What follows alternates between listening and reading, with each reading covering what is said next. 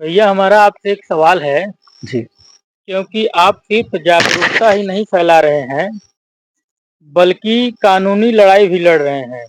इस बारे में आपका क्या कहना है? देखिए, जैसा कि आप सभी लोग अगर हमारे चैनल को देखते होंगे, तो आप सभी को पता होगा कि संस्था स्कूलों में सेमिनार लेती है और ऐसे तो बहुत सारे काम करते हैं हम लोग। शिक्षा पे काम करते हैं, युवाओं को संगठित करके सृजन युवा मंडल के तहत उनमें अच्छे भावनाओं का संचार करना और सही दिशा और प्रेरणा देने का काम भी चलता है।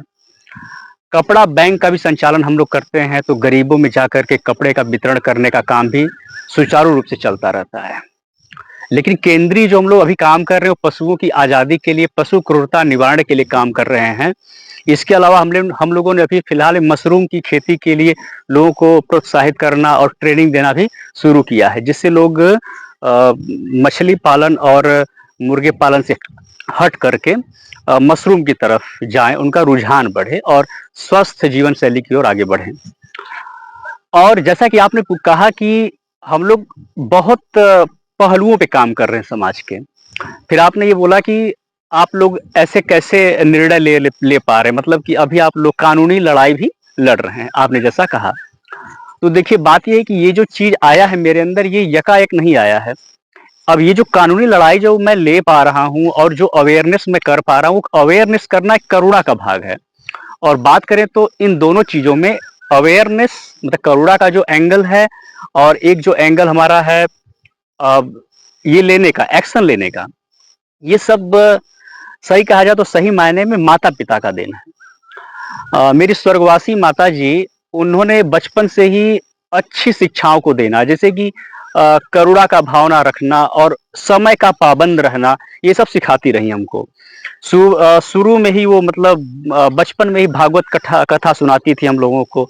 तो वो एक रूटीन बना था कि सुबह उठाती थी और फिर हम लोगों को कहानियाँ सुनाती थी, कथाएँ सुनाती थी। फिर व्रत उपवास उसका नियमित रहता था। हर दिन भागवत पढ़ना, रामचरितमानस पढ़ना, सुंदरकांड पढ़ना, वो कई चीज़ें पढ़ती थी। मतलब उसके साथ रह कर के हमने डिसिप्लिन सीखा और नैतिक मूल्यों को उसने मेरे अंदर भरा। पिताजी का क्या देन रहा कि उन्होंने मुझे गलत चीज़ों के लिए आवाज़ उठाने के लिए बोला। आज भी जब मैं कुछ ऐसा कुछ होता है कि लगता है कि ये डर वाला चीज़, इसमें नहीं आगे बढ़ना चाहिए, तो उस समय सभी रिश्तेदार और पड़ोसी लोग, सब लोग बोलते हैं कि अरे! ये तब अच्छा काम नहीं है, दूर रहना चाहिए, अपने को बचा के रखना चाहिए। लेकिन पिताजी हमेशा बोलते थे कि अनीति के खिलाफ हमेशा आवाज़ उठानी चाहिए, और अगर आप आगे बढ़ते हैं तो 100 कदम मिल जाते हैं। ये नहीं कि मोह में फँस करके अंधकार में डुबो दे मुझे। तो हमेशा एक नैतिक मूल्यों को बढ़ावा देना, ज्ञान का प्रकाश देना और सही दिशा देने का काम करते हैं, और कभी भी ये नहीं कहते हैं कि गलत चीज़ों को देखकर पीछे हट जाओ। मतलब गलत चीज़ों का सामना करो और उसको हटाने का प्रयास करो। तो ये जो एक्शन लेने का जो भाव है, उन्हीं से आ रहा है। और कहीं न कहीं इन दोनों लोग माता-पिता के समन्वय से, उनके सम्मिलित सहयोग से, और जो उन्होंने तीनों भाइयों के अंदर जो व्यक्तित्व निर्माण का काम किया है, वो काबिल तारीफ़। मतलब ऐसे गार्जियन और ऐसे माता-पिता बहुत कम होते हैं जो कि अपने बच्चों को असली संपत्ति देते हैं। मेरे पिताजी ने बहुत कुछ भौतिक उन्नति नहीं की, उन्होंने कुछ कमाया नहीं है, विशेष तौर पे कुछ नहीं कमाया है।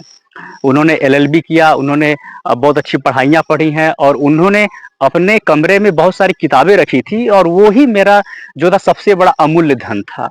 उनके उनका जो उपहार था, वही उपहार स्वरूप मुझे वो चीज़ मिला हुआ है।